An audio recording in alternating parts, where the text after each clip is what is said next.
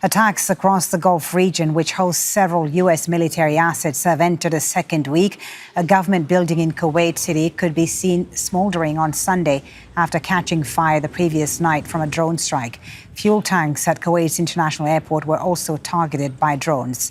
And Saudi Arabia says 2 people have been killed when a projectile fell on a residential area in the country. Officials say it happened in the central governorate of al-Kharj, southeast of the capital, Riyadh. Saudi Civil Defense says a military munition fell on the housing quarters belonging to a maintenance and cleaning company. 12 other people have been injured. Let's bring in Laura Khan, who's monitoring the situation across the region from here in Doha. Laura, despite Iran saying that it would stop attacks on the Gulf region, they are continuing. Bring us up to speed with what's been happening.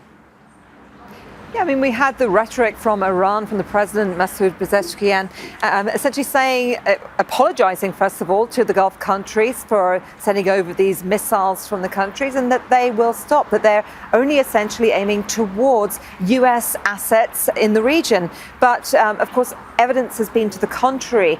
And now we have, in the Kingdom of Saudi Arabia, the latest people being killed, essentially, from these strikes. So this happened in the al-Kharj governorate. As you said, it was a cleaning company that got hit. I've got the statement here from their civil authority, essentially saying this results in the deaths of 2 individuals of Indian and Bangladeshi nationals, and 12 more people sustained injuries. And it's not just there. This is across the Gulf nations. The United Arab Emirates has been we believe the hardest hit, especially by drones. Iran has been sending more than 100 in most days. Today it was 117 plus 17 ballistic missiles. The majority of those are being intercepted, but a fair few drones have landed inside of very populated areas of the city, in Dubai, in Abu Dhabi.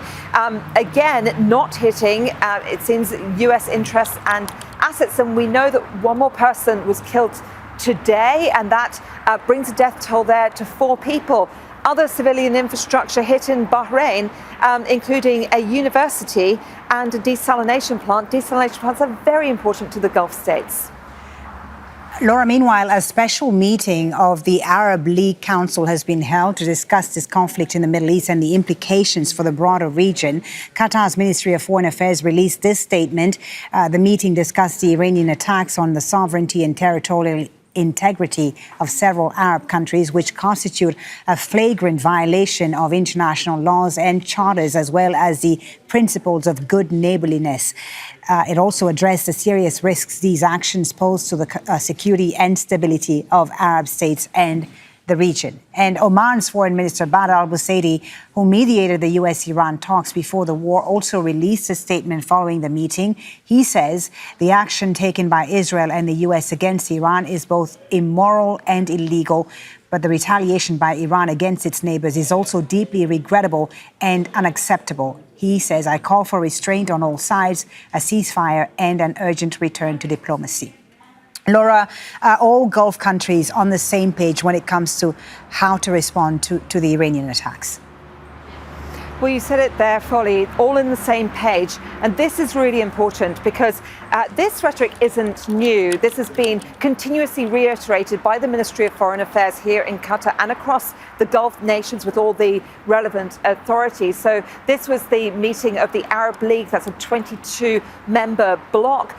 They met up and essentially wanted to show solidarity between these groups and saying that these missiles being sent, over to the neighbours is illegal and against their a violation of their sovereignty.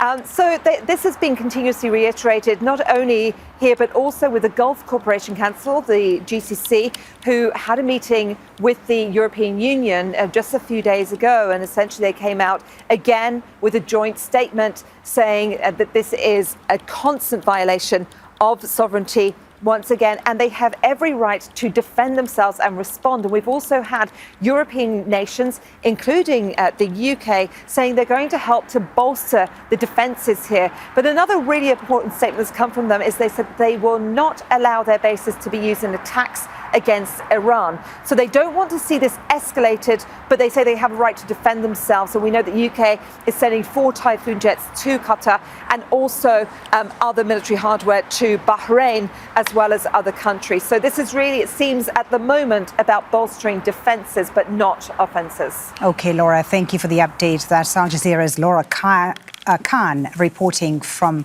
Doha.